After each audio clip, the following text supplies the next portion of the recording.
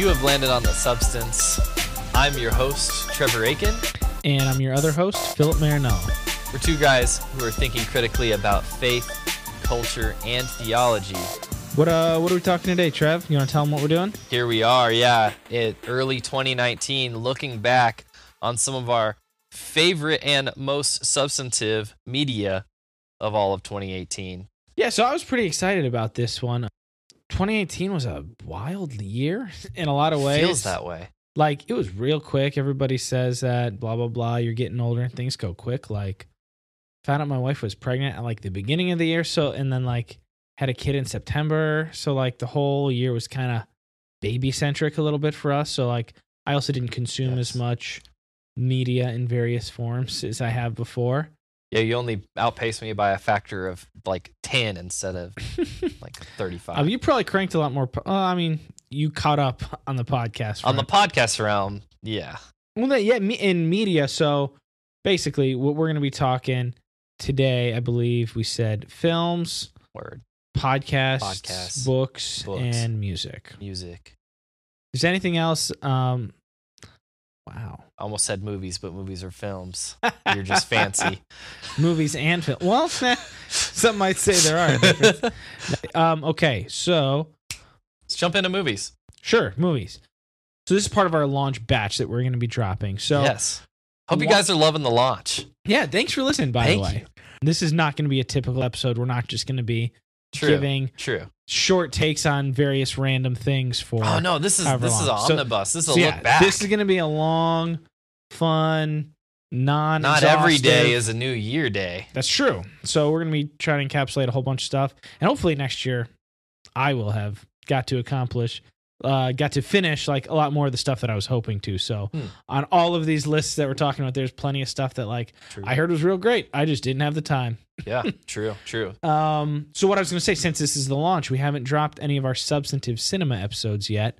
Kind of want to talk about, real briefly, introduce kind of our line that we're thinking, right? Yeah. So substantive cinema is something that you can be looking forward to, where we're going to try to keep it tight, but it's probably going to go out over and out. So you're on the edit for our first one, right? Mm-hmm. I don't know if we want to announce what it is yet, but what's the runtime so far? Runtime on that one was an hour and 45 minutes ish. So the substantive cinema ones, we're going to try not to slightly make them go as long as the films of the movie that we reviewed. Try to have a good time. Those are going to be deeper dives because they're going to be just one subject, not like today where we're going to be running through stuff. What else were we talking? Substantive cinema. Substantive stories. So there's like basically our entire line of substantive media. It's gonna be sweet alliterations, guys. Yeah, we just got some everything, stories and songs and cinema and all that kind of stuff. Those are the things. I was also thinking about substantive shorts for anything that we couldn't figure out, and we could go do them briefly. And then you can salute your shorts. That's a sweet joke. I made it funny. So substantive stories. So we're gonna cover literature, basically fiction, nonfiction, just all the media, just covered. So I got a lot more movies on my list than you, but I'm curious as the non-cinephile of the group here. Yeah. What was your favorite movie, or what would you say is the best movie you watched this year, or your favorite? Oh, so no, these are different questions. They're completely. I completely draw a distinction between those two things. Yeah. So my favorite film of the year and my favorite event movie-wise that happened this year. Oh, I see. Was I went and took my 2-year-old to her first theater experience because she loves Wreck-It Ralph. And so we went and saw Wreck-It Ralph 2. That was a lot of fun. And I enjoyed it. It was a lot of fun. And you were there, and it was great. And thank you for inviting me. That was a very special time. My kid's it's gonna be a while before he goes to see his first movie, so that was just super cool to be a part of. And she did pretty good, at the theater and everything, and watching the whole thing. And at the end, when she got real scared, there was some intensity at the end of it with the big Ralph monster and everything. And spoilers. Yeah, naturally. But I thought there were some good themes there as well on like just how to think and process emotionally about the internet and about yourself and that kind of thing, and friends. And so some really like good themes there for children, like in the movie itself. So agreed. I was actually pretty happy with it. I mean, it's not as fun necessarily as the first Wreck-It Ralph. No, it was definitely not like, and that's what I love about like Disney, Pixar, Marvel. Hilarious takes on the Not internet. necessarily Star Wars, but like the Disney, Pixar, Marvel, like they make a very good product, and even like their average film shines much brighter than a lot of the other stuff that's out in the market, whether it's kids or superheroes or animation or whatever. Like, it wasn't my favorite. Yeah. Like, it was pretty mid-level Disney film, but there's a lot of really good stuff in there. Yeah. Some pretty hilarious riffing on the Disney princesses. That was very good. Ton of hilarious riffing on just the internet, which was great. So, yeah, I enjoyed it. That was a lot of fun. Yeah, that's my highlight of the year for sure. So, man, shoot, I don't even know what I would say is my favorite film of the year. I don't like doing those. Like, shocker. Whenever we do top 10, like, I don't like doing like a ascending or descending top 10. We're like, this is the number one. If there is that, like, I love it. If like there's like one that's clearly like the very best. One of my favorite ones that we watched. I really love First Reformed. Sure. Yeah, it was a good movie. A lot of really great themes, and a filmmaker who has a really impressive career tackling a subject he has kind of skirted around before head on. Really, really interesting. Great performance by Ethan Hawke. And also call that evocative. Would that be a good adjective? Sure, absolutely. And provocative too. Like, it was very like it didn't pull any punches. Yeah. In a number of areas. Yeah. Very good. It definitely had a point of view. Very challenging. But it also wasn't necessarily too preachy either. It wasn't polemic. Yeah. It was just very strong in what it presented. And yeah, it was very evocative. It left you with feelings and questions. And every time I saw the movie or saw it with somebody or introduced somebody to it, really good conversations came from it. So definitely one a of the best of the year. person's movie, I would say. Yeah. For sure. Yeah, it's not a popcorn lazy Saturday watch. Good. What else did you like, Trav? The only other film I saw in the theater past year, was Black Panther. It was a great movie. That was the only other one you saw in the theater? Wreck-It Ralph and Black Panther? I'm fairly certain. Oh yeah, you saw Infinity War at home, didn't you? Yeah. Okay. I love Black Panther. I want to hear what because you haven't even seen all the Marvel movies, correct? There's some gaps in there for you. Yeah, lots of gaps. So, wow, lots of gaps. Okay. I would say. Tell me your thoughts on Black Panther, because I loved it as well. Spoiler alert. Because I took you to that. I saw it and I was like, dude, I know you usually wait for some of these till you get them on digital or get them from Redbox or whatever, but like this one you really have to see. It's incredible. It's something impressive. Yeah, I think I like it better even now looking back on it than I did initially. I guess the thing that really struck me about the movie was just how relatable and, in a sense, sympathetic the villain character is in that. 100%. I think it's probably the best villain in a Marvel standalone film. So not like the Avengers, not like Loki or Thanos. See where he's coming who are great. From. He's not 100%. cartoony. No. And so that was, and they obviously some big challenges there, and of the way that they have to come together as people, and how are they defined, like when rules like work against you as a culture and as a society, you know, the tradition, the way you did things, like end up shooting you in the foot when you didn't expect it to. Old enemies become friends, kind of stuff. Like just so many cool themes there, and obviously like all of the social, like outside the film, stuff that goes on with it that, people were saying it's, the first black superhero, which isn't true, but like definitely not true, but the first like culturally significant, the first black event. Maybe not event, because I mean we're both white guys, like full disclosure, but like, yeah, Blade didn't have this effect. I think I have an illustration. Like, hit me with what there's a podcast I just listened to on NPR show called On Point, where they interviewed the costume designer for Black Panther. Okay, and that's a great show, by the way. And there was this lady who has like a lot of African design stuff in New York, like has like a boutique shop where she sold all that. And she was like, I used to get like some good sales and stuff in the summer, but like she was like, when Black Panther came out, like even in the middle of like cold season in New York, she was like selling out of everything because people are like, we love that design, we like love it. And what that was like, just filled a respect void. of that Yeah. culture of like this, a valuing of it as not like just this weird thing that's like a side, It dealt with it seriously.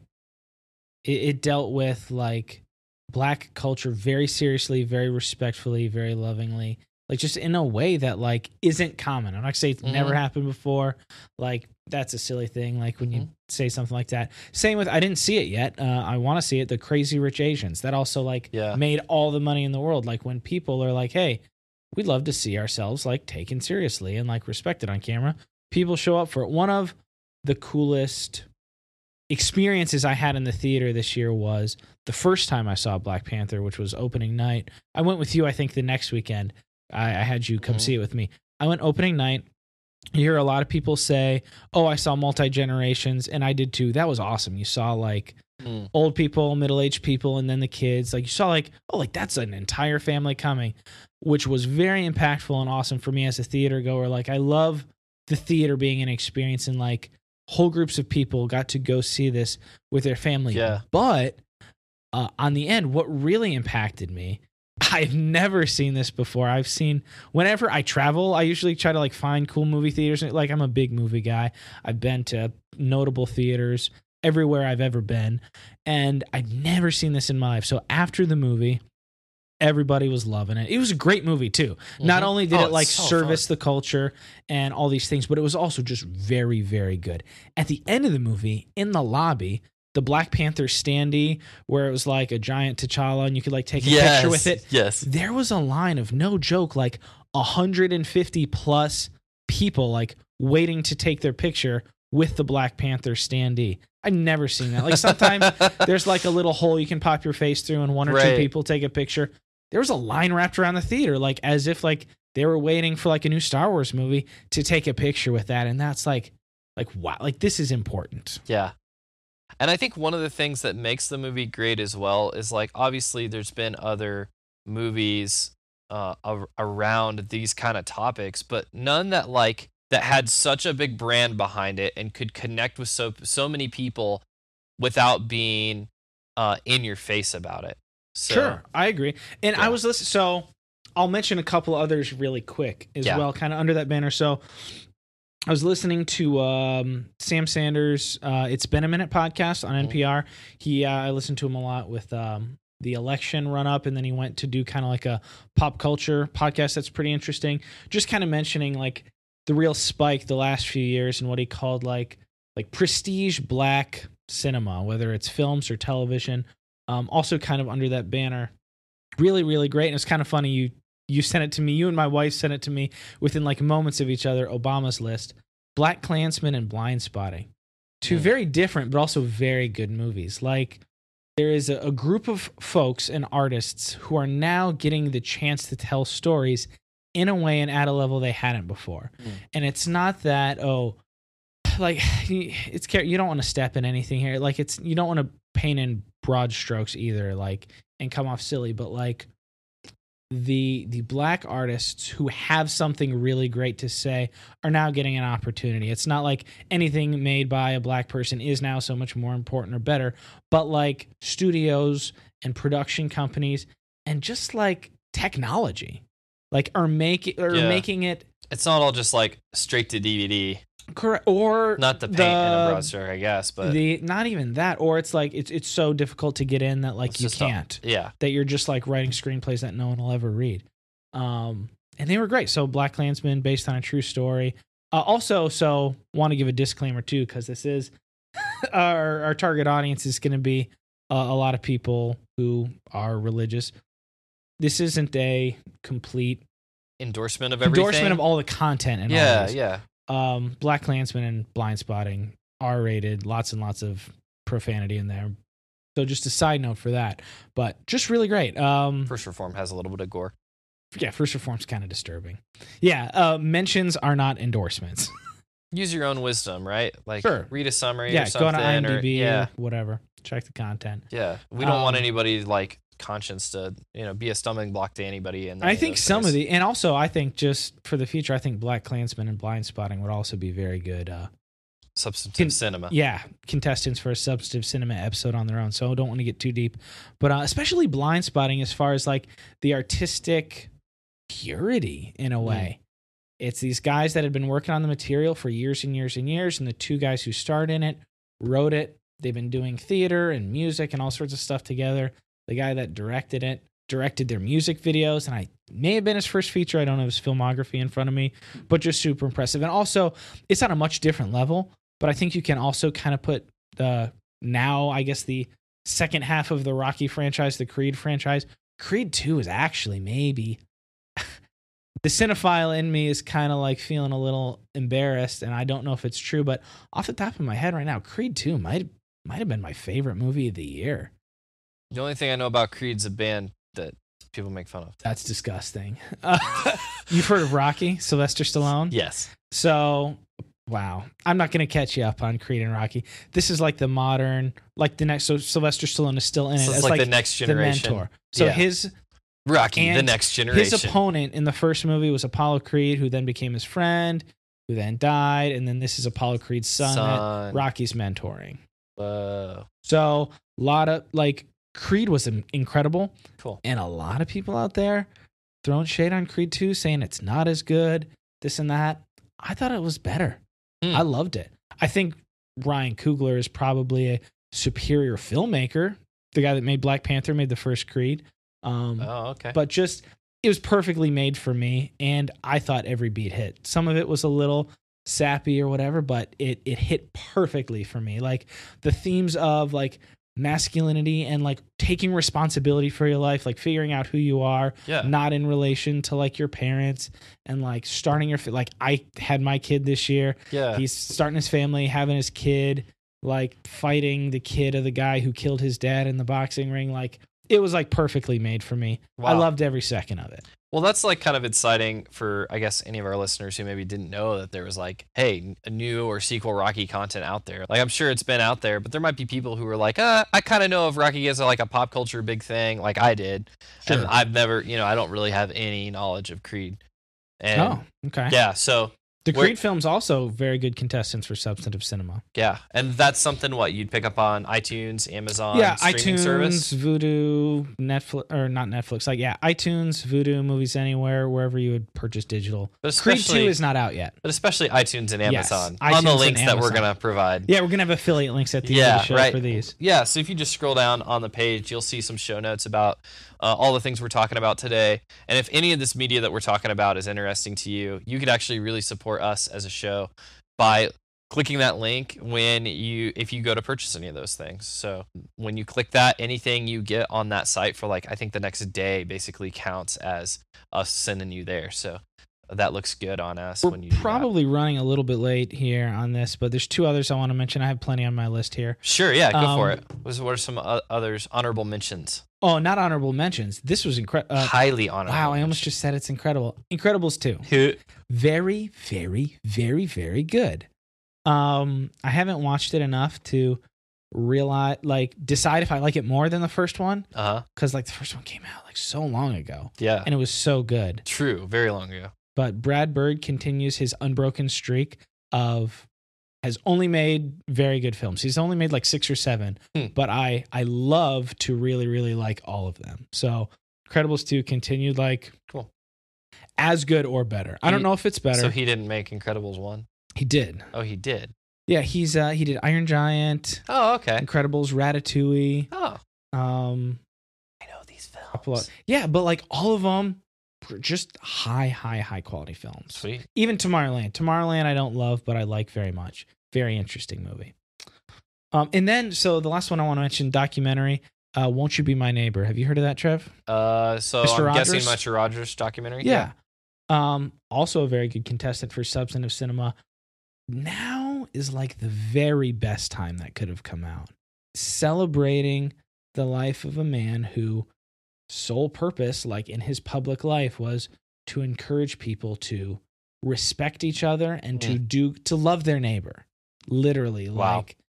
He was a Presbyterian minister who discovered public television and it's oh, this is a great platform to basically teach explicit, but without chapter and verse, teach love and respect. Yeah. It was super touching. That's awesome. I do want to check that out. That sounds like something that'd be fun to watch. And my wife and I saw that with my in-laws at the local art house theater. Oh yeah. We were all like sobbing. It Oh, was man. fantastic. Oh yeah.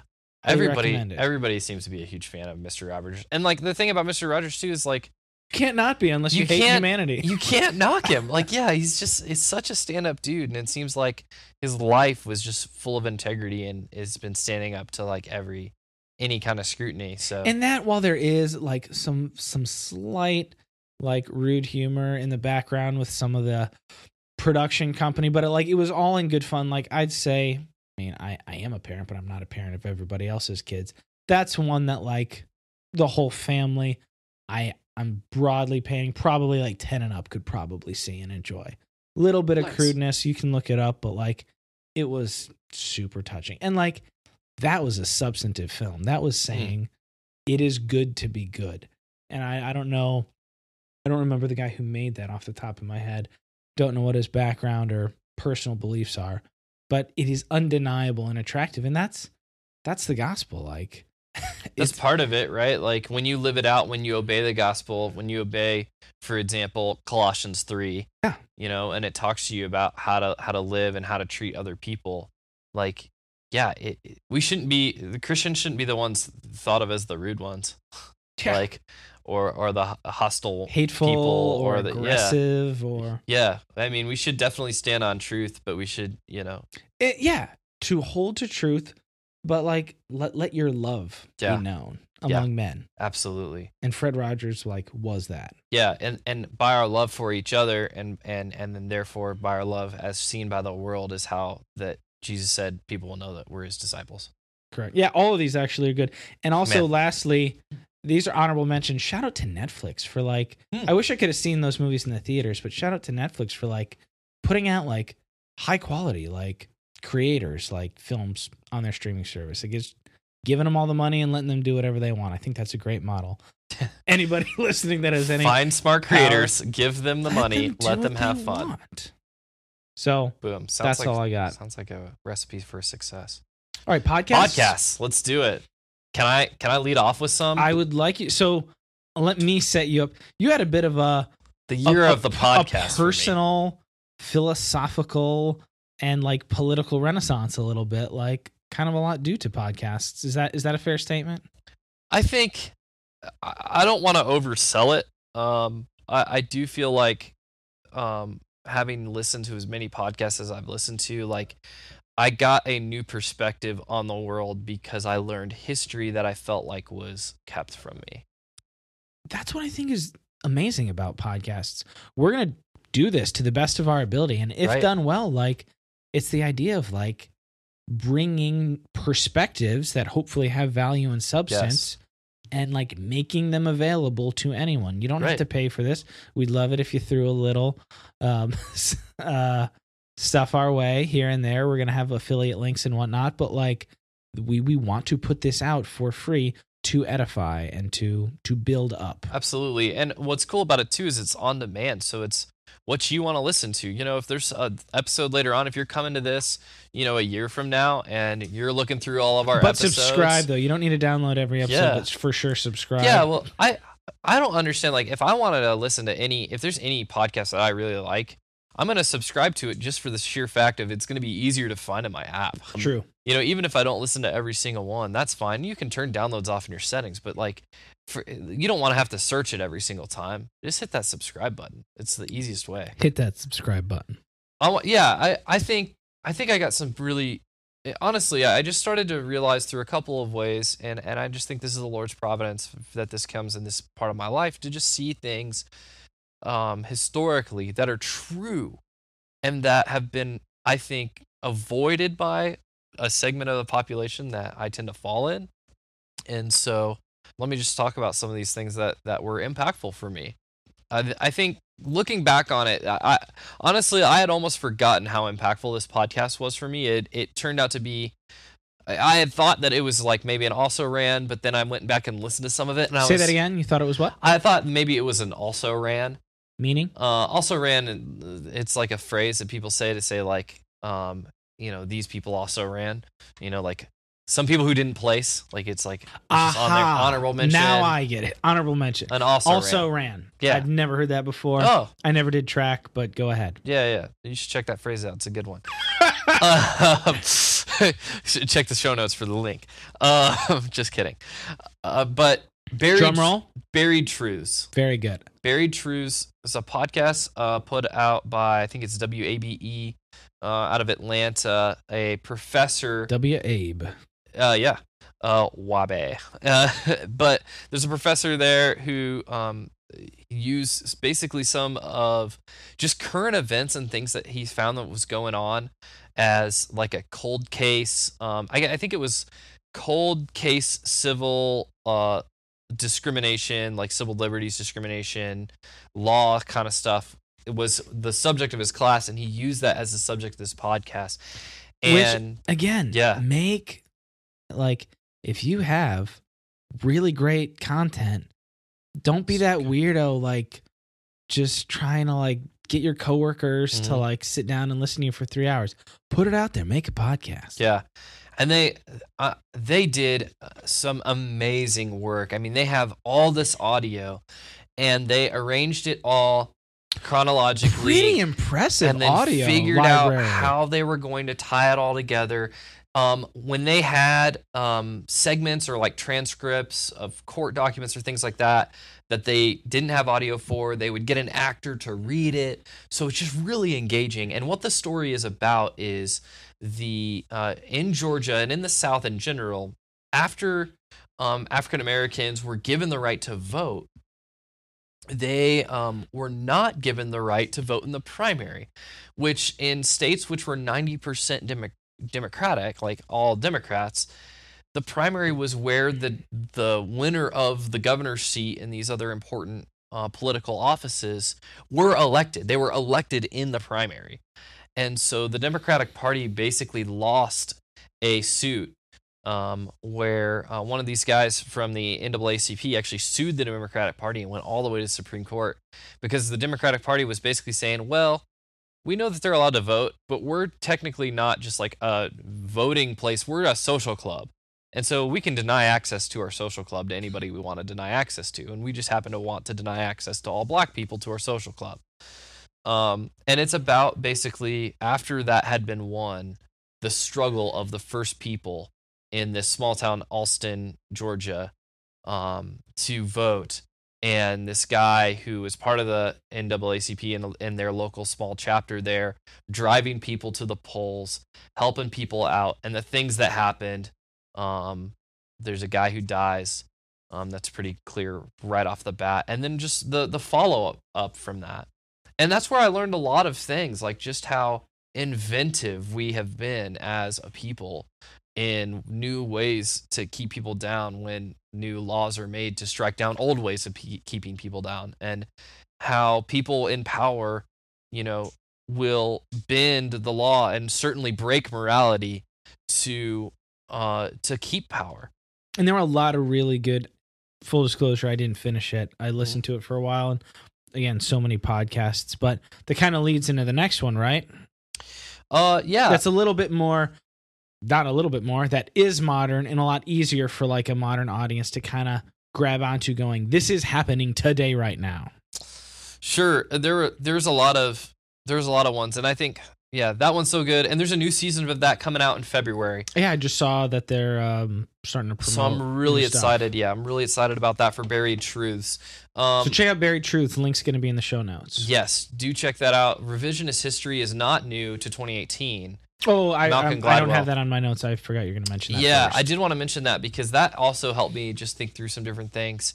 He builds some really great cases in there, and I think he does it very early on in the very first season.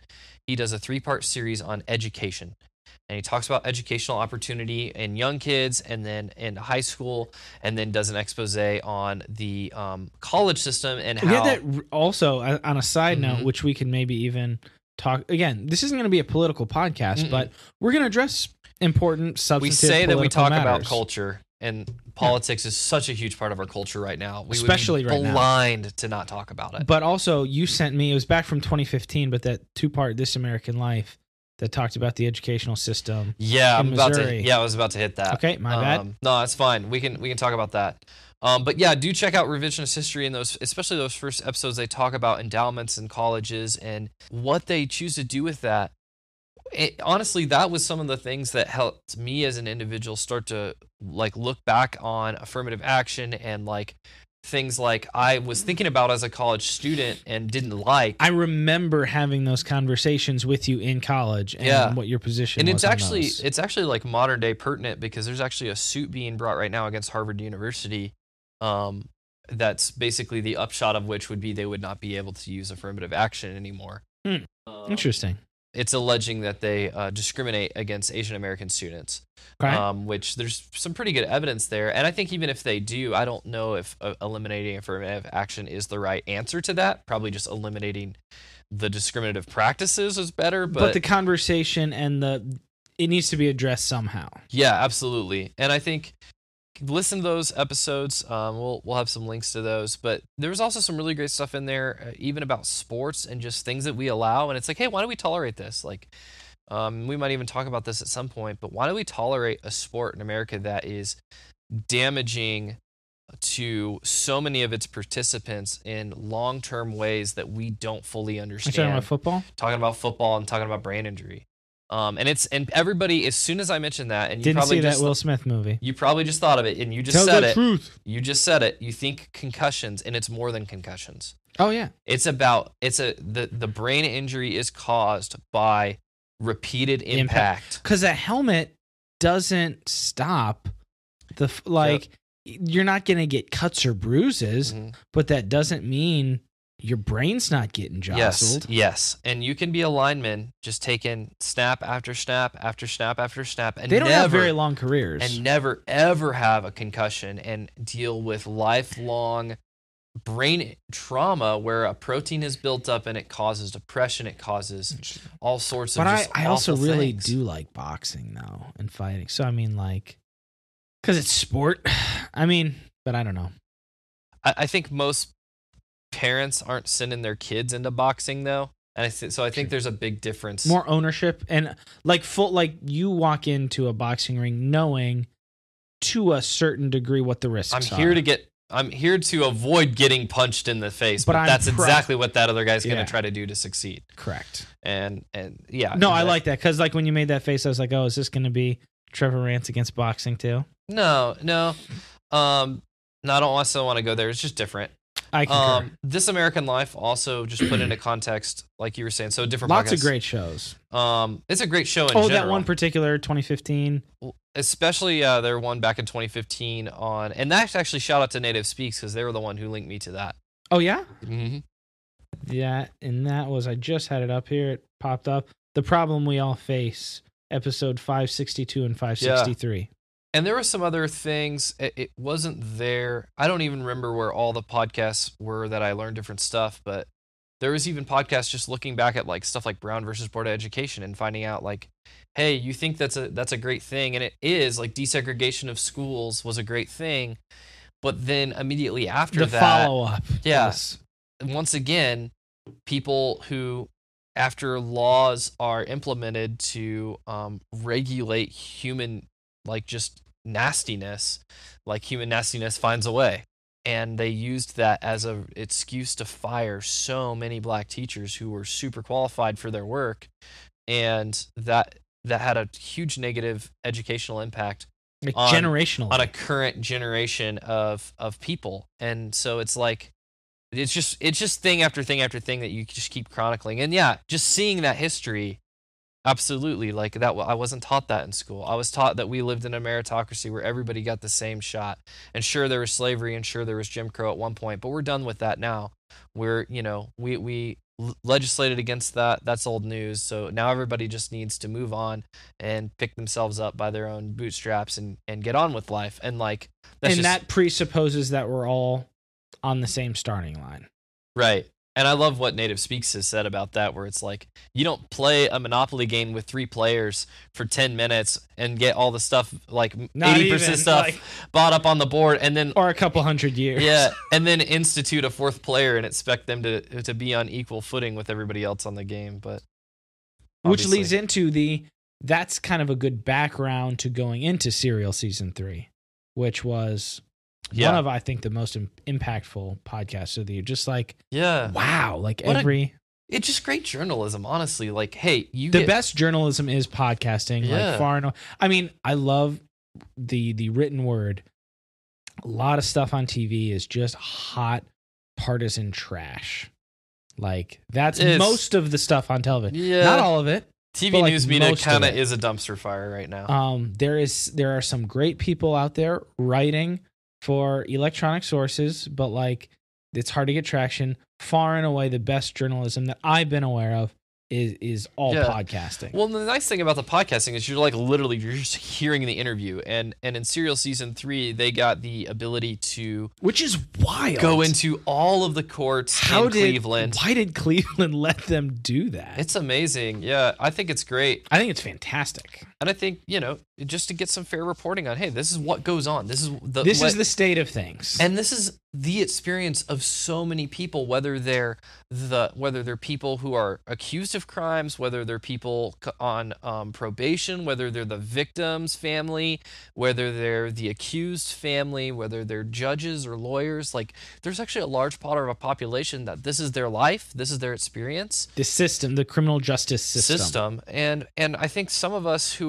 just stay as far away from that as possible, which is wise, like, have no knowledge of what goes on there, but like, we make a lot of, I think, uninformed generalizations. We have a lot of uninformed ideas on what it must be like, and I think it's just, if you want to know a little bit more about what it's like, and I think you should listen to it. It's and I like how they humanized it, like, where it's like, this is a job that people do. Mm-hmm.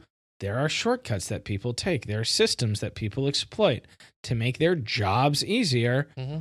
But the criminal justice system is people's lives and livelihoods and futures. Yeah. And that is not a thing to be taken lightly. Yeah, it was really great perspective on all sides. I mean, and that's what I've loved about it, is that they are very fair. They do shake everything out, it seems like, in Serial. Not everything that I really like, I always feel like is fair. Because, I mean, people can't help but have an agenda.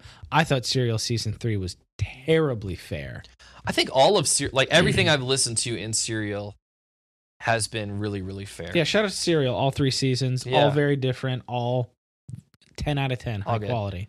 Honorable mention, stuff you missed in history class. You should check out the episode on how Hawaii became a state. If you don't know that story, yeah, you told me about that. I haven't listened yet. You need to hear that story. Queue eventually. Yes, you got to hear that story.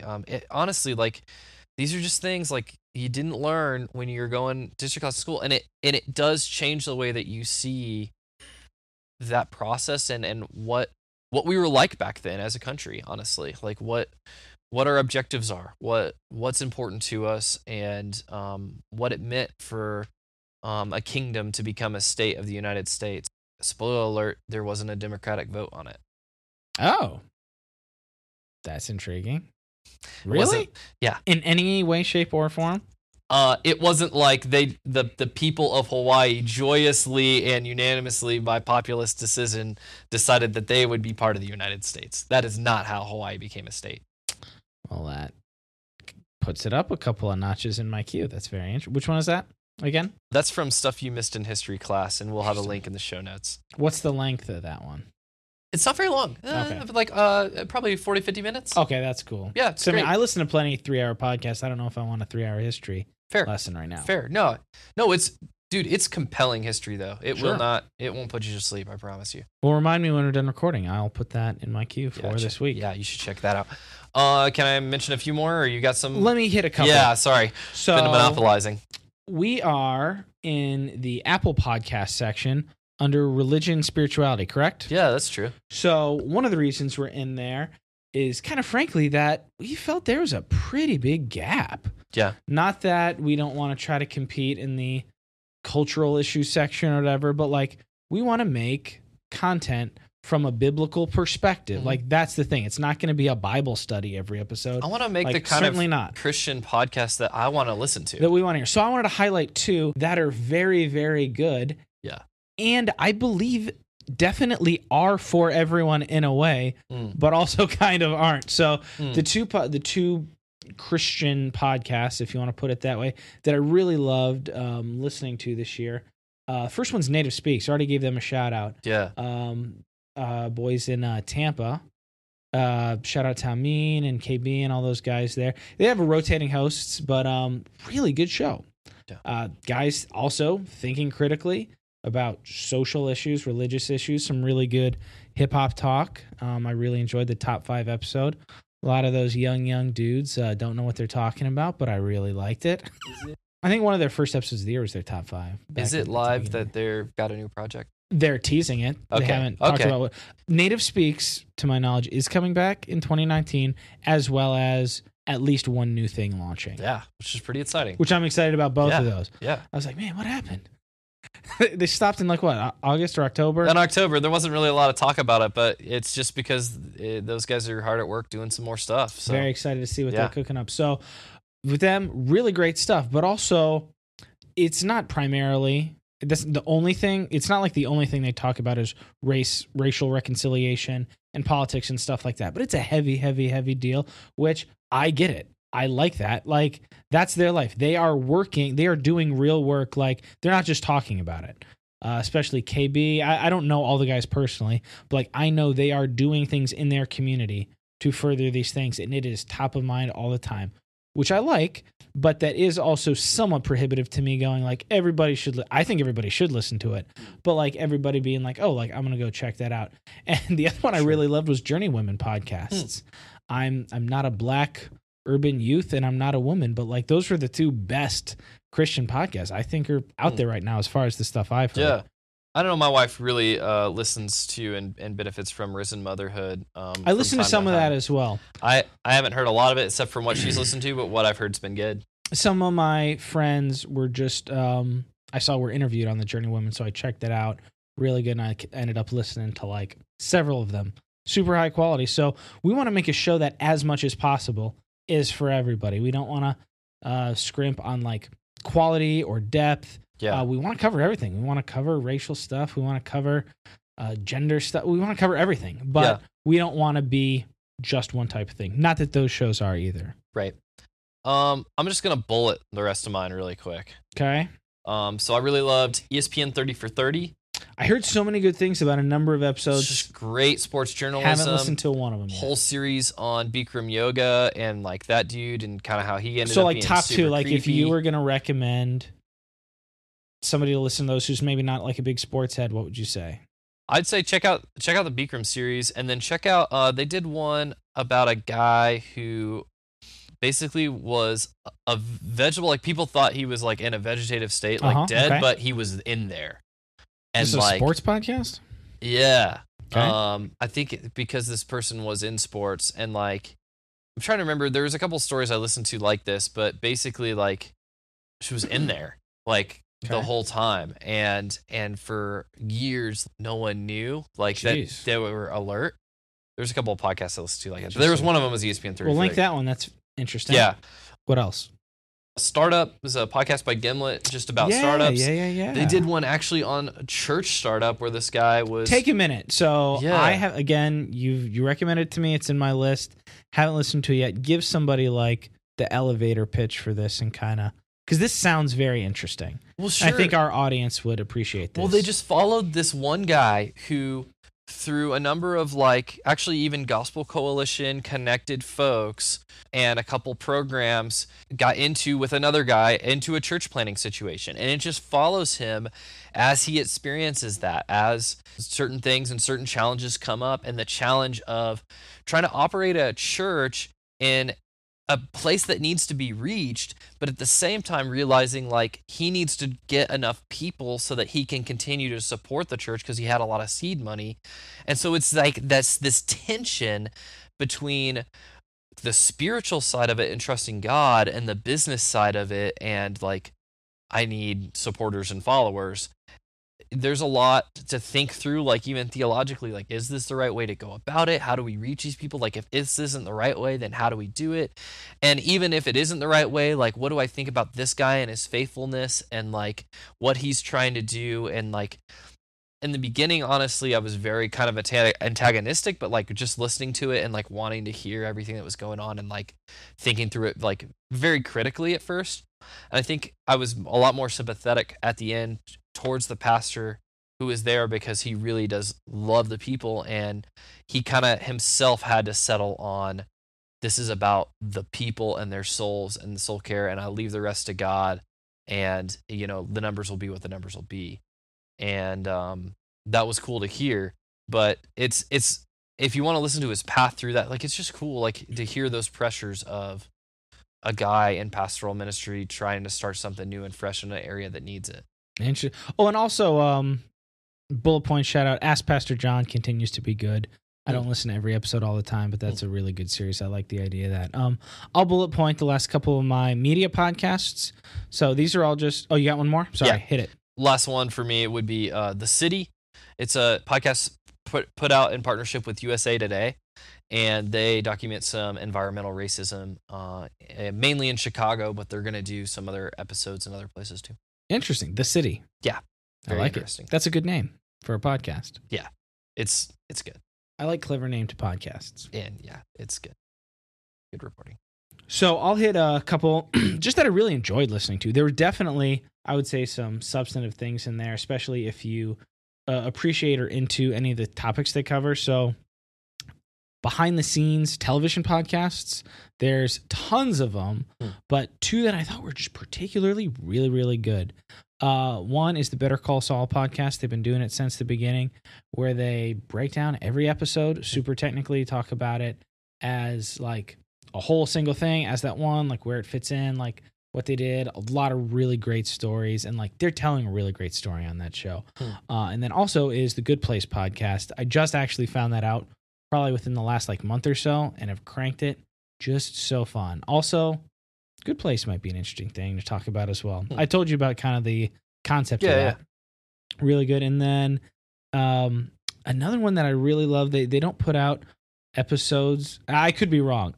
On my feed, I believe I'm subscribed. I don't see episodes with any kind of regularity. Like sometimes he'll put out a bunch or sometimes he'll go a while, but it's called the Director's Cut, where they premiere a movie and the Directors Guild Association or the Directors Guild of America sponsors like an interview basically where a famous director interviews the director who just had his movie premiere. So it's like two peers, people at the top of their field who really know storytelling and who know what it's like to be a director themselves.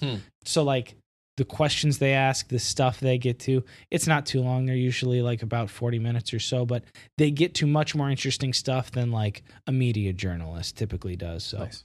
That was really entertaining. And then, I mean, my favorite podcast probably continues to be iFanboy. I've been listening to them for like 9 years or so, and I don't think I've missed an episode, and it's just, they're fun. They have really great rapport. I've sent you a couple of them. Just really great, entertaining show about comic books. Nice. Well, and shout out also then to the Total Shocker Show. Oh, yeah. Taylor Rockwell and Daryl Grove doing a great job there. Daily podcasts and... podcasts. And they have some really great content whenever you want to jump into sport or anything like that. They did some great stuff around World Cup. I'm sure when Women's World Cup 2019 comes around, they're going to do some great content to get you caught up there. So check those guys out as well, Total Soccer Show. All right. So now those are the two bigger ones, just as far as stuff that we've been taking in this year. And then lightning round. Lightning round. Man, I wish I read more. I did a lot of reading this year, but it was mostly just for fun. I read a lot of comics, and that was kind of the bulk of what I read this year. That's fine. But probably the best, I continue to read it. I'm nearly almost done, and I'll probably maybe start back over when I'm back done with it. Letters of John Newton. This is one of the things that I recommend to everyone. Any like person above a certain type of reading level, because it's not the easiest of readings, but Banner of Truth continues to put out just wonderful prints and editions of like church history, like Christian classics. like the letters of John Newton. It says the complete letters. It's not all of them, obviously, not all the letters he's ever written, but it's a significant volume of letters he wrote to all sorts of people all around the world in all sorts of different situations. And it's basically just like little mini discipleship sessions. Yeah. People he loved or who cared about, or people he was witnessing to, or people that friends of his told them that they should write to encourage. Like, he was just a very godly man. I mean, most people know him for his hymns, which are impressive, but just his letters. It's the dude who wrote Amazing Grace, if anybody was wondering. Which also has a really amazing story, which yeah. We both know a guy who wrote a book on him. We're going to try to get him on the podcast too. Yes. That would be a wonderful episode. Yes. But like through reading this letters, like John Newton is probably my like church history hero now. Like I love Edwards.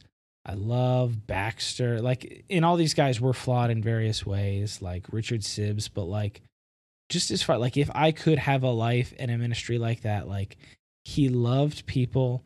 He was so gracious. He seemed to always have the thing to say. He confronted a lot, but it was always with like the utmost humility, but not putting on, but like he truly recognized himself. Like in Amazing Grace, like he recognized he was a wretch saved by God who's undeserving of this grace, but it is there. And he extended it to everyone. It was amazing. It's incredible. Highly recommended. Nice. Letters of John Newton, Banner of Truth. Yeah. The two books I really read for myself this year, both had to do with early church history. It's just a topic that I think is just always so insightful. It's something that is kind of a unknown spot for a lot of people, kind of lost in the fog of war of like, well, you know, there was Jesus and the apostles and, you know, then the Reformation happened. Obviously, about 1,500 years there. Yeah. So two books. The first one I read right around the time my second daughter was born this year in March, which led to a lot of good reading opportunity. You read like a champ, like in your paternity leave. Yeah. I wish I had that kind of paternity leave. That's insane. That's good. But yeah, I crushed this book called A New Eusebius, which Eusebius was a church historian who lived in the late 300s.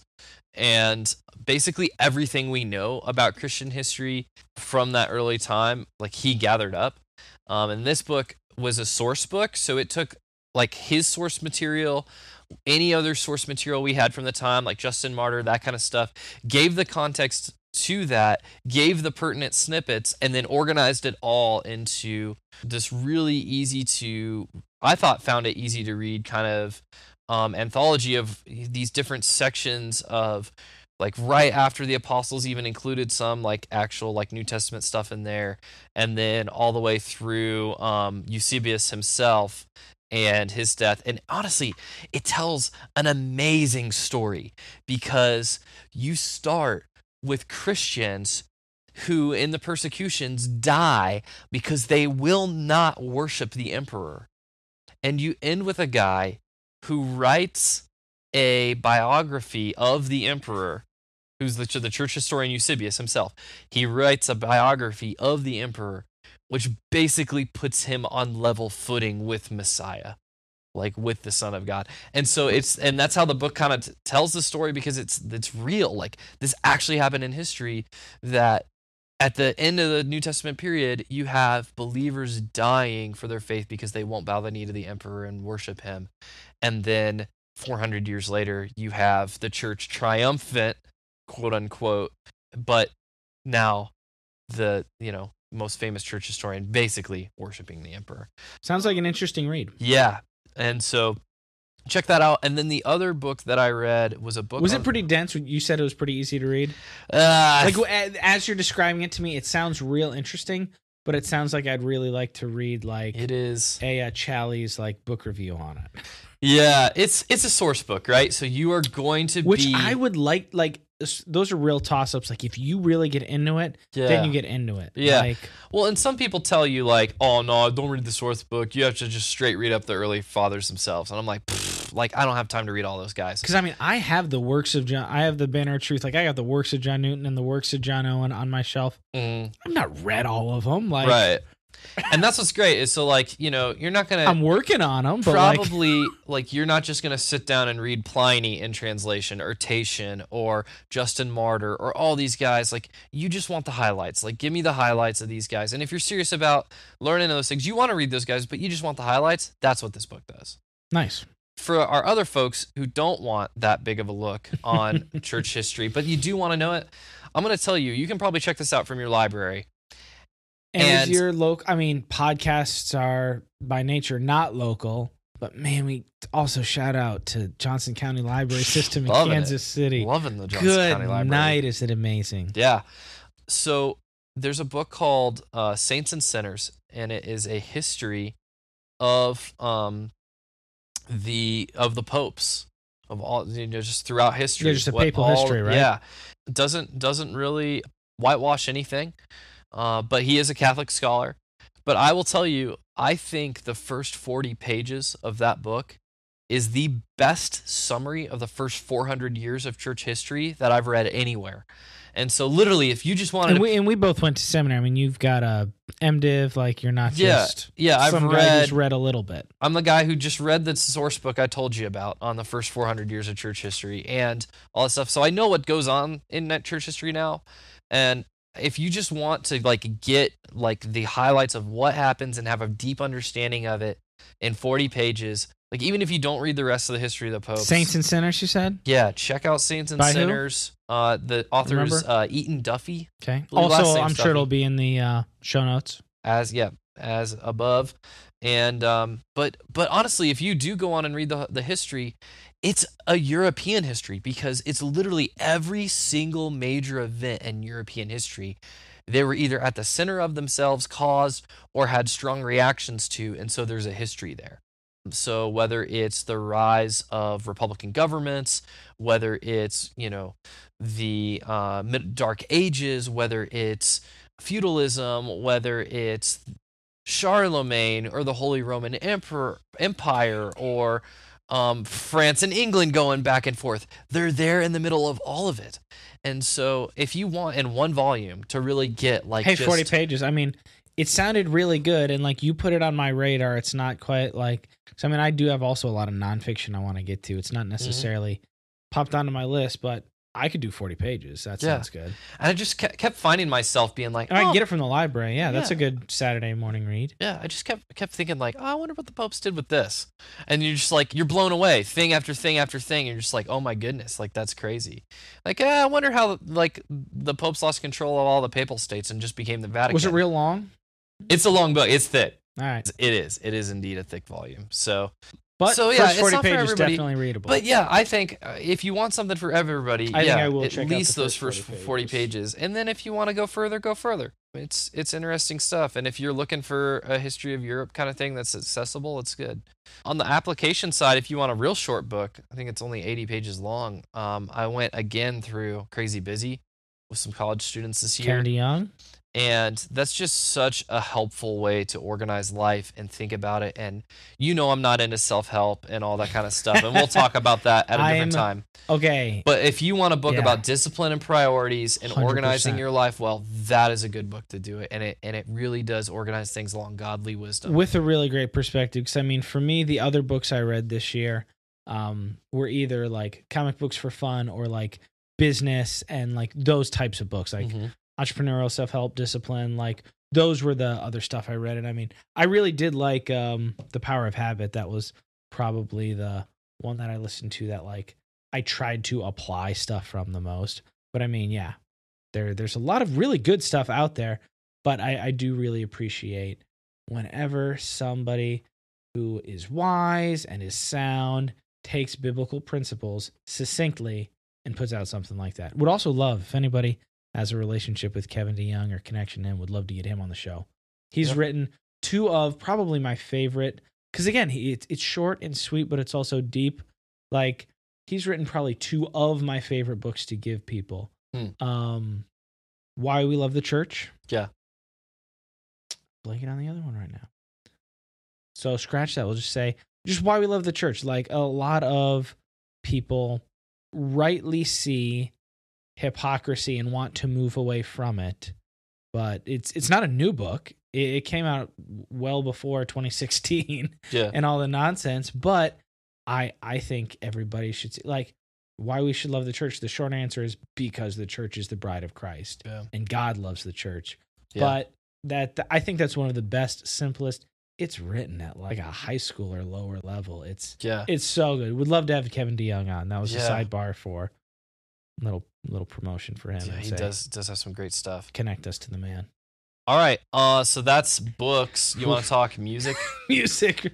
There wasn't like, so last year, man. Last year, I probably could have done a top 10 or 15 albums. Wow. I went through my iTunes. I don't even know if I had 10 where I'm like, I loved it. And like, I was going to look through other people's top 10 lists. I don't think any like enormous, there weren't a ton of enormous releases in my mind looking back. But again, my year was very business and baby centric. Trying to take care of my family and as my family grew. But a couple of highlights. Really love Jackie Hill Perry's album. I love The Art of Joy. Are you up on the Humble Beast catalog? Not really. Did you listen? I thought you liked Beautiful Eulogy, or was Humble that just Beast? Yeah, I liked Worthy. Worthy was great. That was last year. I had to go check. I was like, did Worthy come out this year too? Great album. My album. sense of time is just janked. And we'll link that. And I mean, Crescendo, her follow up, The Art of Joy, was essentially desiring God as 46-minute hip hop album. So good. So good. Nice. And then Crescendo, Delta. And we'll talk about that as a sidebar. Some of the themes in Worthy and in Crescendo, we talked about that. I think that's going to be a really good show. So I want to shout out to this young dude. I hadn't heard from him before. This was his first album. So Ishan Burgundy started a label, a company, I don't know what you want to call it, Infantry, spelled ridiculously. I love the man. I love a lot of the stuff he put out, but it's like NFNTRY or something like that. Anyway, but this dude Reflect came out with his first album. Definitely the dude's got some room to grow, but like it was really good and really refreshing to see like a pretty young brother. I don't even know if he's 20. A young brother who's excited about his love for the Lord, who has lyrical talent, definitely room to grow, but like has serious talent and like wants to use it to honor the Lord. That's great. Like without any apology. Nice. Like that's exciting. But the surprise one for me still on the Christian hip hop side was No Big Deal. Also spelled ridiculously. All one word, NOBIGDYL. We'll just link it. No, like I just want to say that I don't know if I've ever really liked a ridiculous spelling of a thing. That's just the thing nowadays. It's just you spell it not wrong. Even nowadays. Like I mean, it's happened for. It's been a thing. I dislike really it. A thing. But No Big Deal. I've heard him before. Like I've kind of liked his sound, but like if I heard and he was putting out a new album, like it wouldn't necessarily like, oh, I gotta listen to it on Friday when it comes out. But I really liked his like graphic design and promos as he was rolling it out. And it was great. It was really, I'm looking at my short list. That's probably the album I listened to the most this year. And when I had my baby, like it just had some real nice jams. My baby listened to it a lot. Like nice. It was real good. That's cool. And also Black Thought had 2 really good EPs. Not Christian, plenty of language, but just the dude is a lyrical murderer. So he's a madman. But he was saying stuff. Like the Substance, he was saying stuff and very much worth listening to. Good point of view. And then also I surprisingly enjoyed The Gift, Reach Records Christmas album. Oh yeah, that was fun. When I saw it, it's like, okay, my excitement level for Reach Records output other than KB and like Andy kind of sort of like hasn't been high recently. No. Me either. But when I saw The Gift, also really loved the cover. Like if they came out on vinyl, like it wasn't like a 10 out of 10 for me. But like if it came out on vinyl, I might get it because that's a real nice cover. But really fun, really good remixes and like original like Christmas songs with like a little bit of style. I loved it. This is off topic, but like I was doing research for a future episode today and looking at May 2011 Christianity Today Okay. magazine. 2011. Okay. And That seems like a long time ago. yeah, well, it kind of coincides with a certain movie release. But anyway, they had all these articles in there about like holy hip hop and like hip hop being like the expression of the new reformed and like being the anthem and like you and I all both that thought stuff. that. I still think it's one of the best. Like, Yeah, in the heyday of it. But that's the thing. Those are some of the 7 best, years on. Those are some of the. But I mean, the albums that were made then. Yeah, I would give to anybody. Yeah, believer, unbeliever, like hip hop. I mean, if somebody didn't, we're gonna get into hip-hop, something we should just leave for a topic for another day. Probably. No. That's. But oh man, I that know. stuff was so good. It was definitely the peak back then. Yeah. Honor the Lord, but like just make good music. Sure. Make it good. Well, and make good music, but honor the Lord. Yeah. Yeah. Like, do both those things, please. Maybe. Yeah. We're gonna try to make a good podcast and honor the Lord. Hopefully, we'll succeed at both those things. Did I totally step on what you were saying? I apologize. No, it's fine. What were you saying about Christianity Today? Let's jump back into music. Oh, Thrice came out with a new album. They're a band that's been on our radar. That's some of the stuff I've like going back to high school. Thrice is one of those like I'll tell you comfort bands for me. I don't love like heavy rock, but I've always liked Thrice. And you can listen to that album. It won't lift you up. It doesn't feel great. No. It's good musically, but the man is on a somewhat of a spiritual journey and not necessarily a good one, like kind of a questioning a lot of the things and kind of distancing himself from a lot of things that are true, honestly. And it's kind of sad to hear some of it. It's indicative of a large, like 2016 is a really interesting point in history. And I think somewhat we're seeing a lot of I'm starting to see a lot of fallout from what is probably the new Reformed, where it's like, okay, you had this big explosion of, the new Calvinism and the popularity of that. And now with Me Too and with, big pastoral fallout, conservative that collapse of hypocrisy Acts and 29, bigotry. not Acts 29 itself, but Mark Driscoll and that kind of thing. Like all of those are kind of coming home to roost. Yeah. And so I think you do have a generation that has grown up and that's all they've known. And the mixing of, and I mean, this will be something we talk about in many shows, I'm sure, but the mixing of politics and the church. Yeah, it's tough. Like the church meddling and mixing. But yeah, we'll get some help to think through those things too, I think. A lot of people are very disenchanted and are asking a lot of questions. How do we get here? Oh yeah, Thrice album. That's why I was trying to bring it back. Yeah, a lot of people are disenchanted and not sure what to do. So, but I agree with you. I didn't have a ton of stuff in music category. I kind of recently discovered through a couple of podcasts, honestly, some Rick Rubin produced media along the lines of Johnny Cash. Oh yeah. You just got into Johnny Cash in 2018. I love it. So here's the thing: like, I wouldn't call myself into Johnny Cash. Like, I like the concept of. You have an artist who had kind of been cast aside by the industry and a guy who's like from the Beastie Boys and like. So the American series is kind of what got. And produced and all that. Yeah. And so good. And like he's a producer of hip hop and like gets into He's a producer of music. He's known for a lot of his hip hop, but he does all sorts of music. But still, like Johnny Cash was a outlier, yeah. Yeah. And so it's kind of cool. So like I got into the American series and I actually like so good. Listen to some stuff and I'm actually going to link a playlist I put together of stuff which I think... So you teased me with this. Tell me about this. So it kind of tells a story and I found this story of Johnny Cash and I think it almost kind of tells a little bit of the story of his life too in a way. There's this religious element of feeling like this call. He talks about that in some of his songs, or like this need to go and say certain things. So it kind of starts out lighthearted, but then kind of gets this serious turn where he kind of turns into like, there's people that need to hear these kind of things, but almost like too crazy into it and becomes almost like, this outcast and maybe is a story of someone dealing with like, I'm almost even mental health kind of issues. He dealt with, people in the spotlight have a lot of pressures. And so kind of culminating with his famous Nine Inch Nails cover. Sure. Which was Hurt. Yeah, Hurt. I was trying not to step on it again. I Yeah. really want to try not to interrupt. I know I'm an interrupter. No, it's good. Yes. Way better than the original. So good. Yeah, some funny articles about that where Trent Reznor was basically saying, like, Yeah.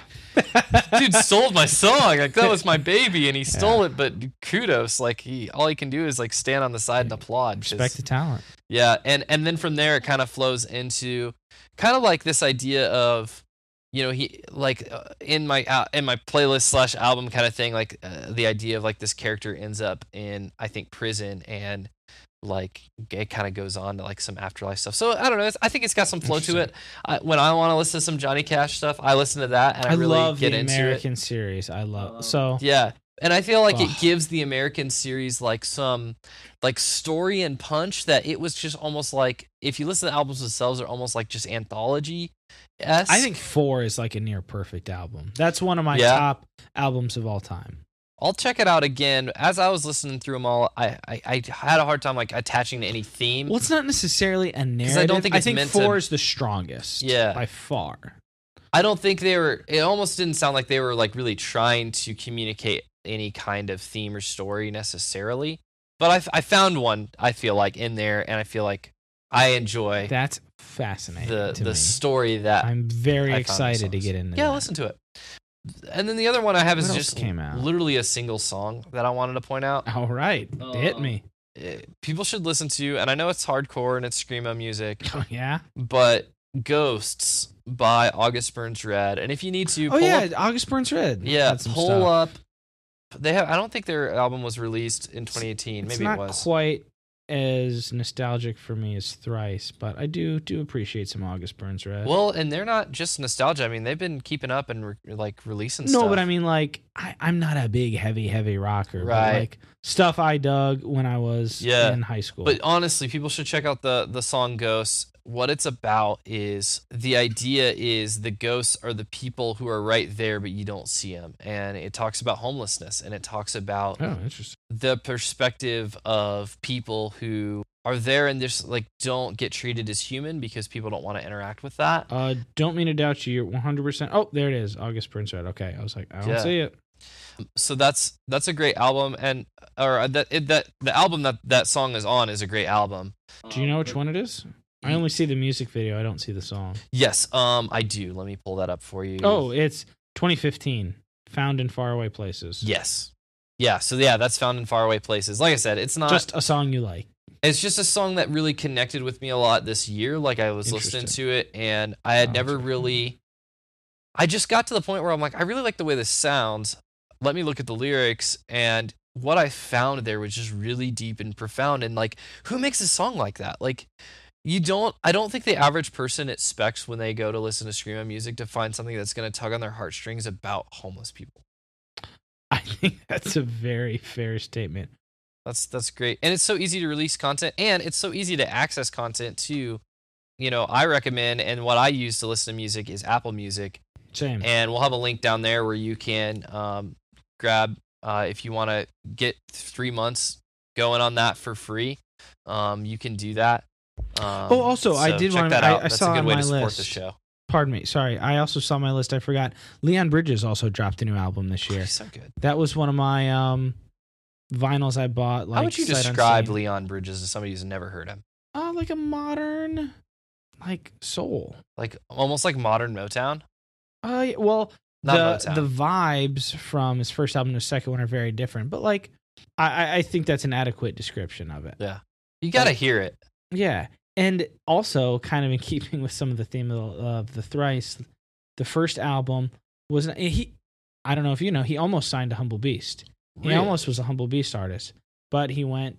He started his own label under Columbia, like licensed to Columbia, so he could put out Columbia Records. Because I mean, if you're an artist, that's pretty cool to have an album put out by Columbia Records. But his first album definitely had like the flesh in there, but there was a lot of the spirit in there as well. Second one, like, definitely not so much. It's definitely several steps away, and like is kind of heartbreaking. It's really enjoyable listens. A lot of the songs are like, this guy is really talented. And I actually saw him when he came to Kansas City. He signed my vinyl. But like the new one is definitely like I kind of really like the album, but like also like a number of the things like do really make me sad for him and like thinking like praying for him a little bit. Wow. Like Yeah. this was and again, like if you're a young single guy touring the world and people are, if you have ostensibly anything you could want, like, and you don't have that strong spiritual like foundation, like it's easy to wander. I think that's a good thing that you just said too, and I want to just shout that out to people and highlight that, because it's so easy to complain about public figures or people that you see not going the way that you want to do, but like honestly, that's not going to do a single thing.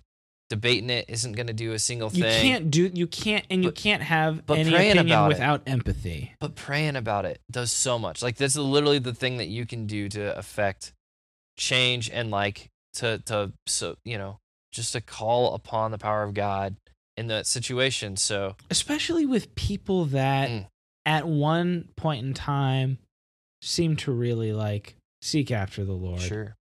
So yeah, I mean, whether it's Thrice or Leon Bridges or other people, like you've definitely seen, and publicly now, like you can't really hide. Right. So it's easy to be a graceless, prayerless critic of public figures. Yeah. There's at least some of the content there for 2018. You got 2019 on lock 2019 already. on the brain. That's impressive. Dude, we gotta we're all hyped. making jokes about, we're still going to think it's 2018 for forever. You're like, 2019, January 2nd. We got it. Well, I've been thinking about that launch so much. And you're here now. You are. Thanks once again for stopping by The Substance and checking out our content. I hope you enjoy this. Hope you check out some of the media and show notes. So you want to hit our way to connect with it? Ways to connect with it? Wow. Yeah. Way to connect. Blah, blah, blah, blah. Let's get that one right there. So you want to tell them how they can reach us, Trev? Absolutely. I'd say check out our Facebook page, facebook.com/thesubstancepod. Just type in The Substance Podcast in the search bar. In the search bar in Facebook, you'll find us there. Podcast. You can also look at The Substance Pod on Twitter. We'll be, shouting people out, retweeting stuff, liking stuff, commenting on stuff through there, so you can. We're looking forward to hearing from you guys. Absolutely. Hey, if you want to write us an email too, ask a question, interact with any of the content you just heard on our first episode with us, be sure to do that with our Gmail account. That's thesubstancepod@gmail.com. I think we talked about on episode we recorded earlier. I don't know when it's going to get dropped, of like kind of like things that catch on with the podcast. Did I tell you what I thought the first one should be? No, it's the Substance Guarantee for our listeners. We guarantee, for now at least, hopefully we get real huge, but we guarantee that Trevor will read every email you send, and I guarantee that I might. That's right. Yeah, if you send those emails in there, I will definitely read those. Trevor will certainly read them, and I might. There you go. I am excited to hear from you, but I do not guarantee I'm going to read every email. Now, you're thinking, but Trev, my friend played this out his window, and I don't even have the internet. So how am I going to get in touch with the show? And for that's a very reasonable, very specific and weird scenario that you happen to be in, dear listener, we have a phone number. Phone number? Yep. I mean, your grandmother could call us on her landline. We would love to hear from your grandma. Could your grandma please call us and leave us a voice message at 913-703-3888? So once again, that's our show number is 913-703-3888. And if you leave a voice message there, heck, we could even play it on the show. Yeah, leave voicemails for us. Your grandma's not going to listen because I said heck. Dang it. Yikes. Listener engagement. We would love to hear voicemails from you. That's probably, I would love to put some people on the show. That would be fun. Absolutely. We want to build a community. We want to hear questions, y'all's feedback, comments, concerns. So if you've enjoyed what we've done so far and you haven't already, hit that subscribe button. Hit it now. And if you've liked what you've heard, scroll down to the bottom of our main page and hit that 5-star rating, and it would be great, especially if you could write 1 or 2 sentences saying what you liked about it. If you don't think we deserve a 5-star rating, then you can email us and tell us what we could do better, because we would love to hear from you. Yeah, we'll have that feedback. I know some people are of the mind of, well, it wasn't like the best thing I ever heard in my entire life, so I'll give it 4. But really, whenever you're leaving reviews on anything, if there's a reason why you dock a star or Give something us for that somebody, 5. just give them that feedback and let them know what's going on and how they could have earned that from you. And we would love to hear that as well. Can you go back and change a review? That's a lot know. of work. Would a listener even do that? I don't know. I don't know if I Just would. scroll down, hit that 5 every time. Yeah, hit that 5 every time. Rate, subscribe, and share. Yeah. And what's really exciting is with this being part of our launch, we can tell you now we will be back next week when you'll hear new episodes drop on Sundays. Yeah, so Sundays, exactly. Every Sunday. So check it out then or whenever you want, because it's a great thing about podcasts. It's on demand. Get your fix of the substance whenever you want, as many times you want. That's true. You could listen multiple Over and I've over done that again. with a few podcasts this Absolutely. year.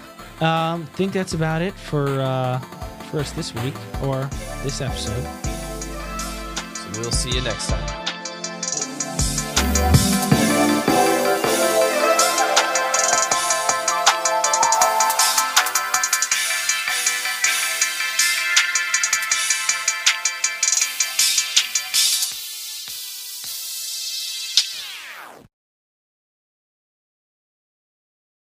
I should just break it.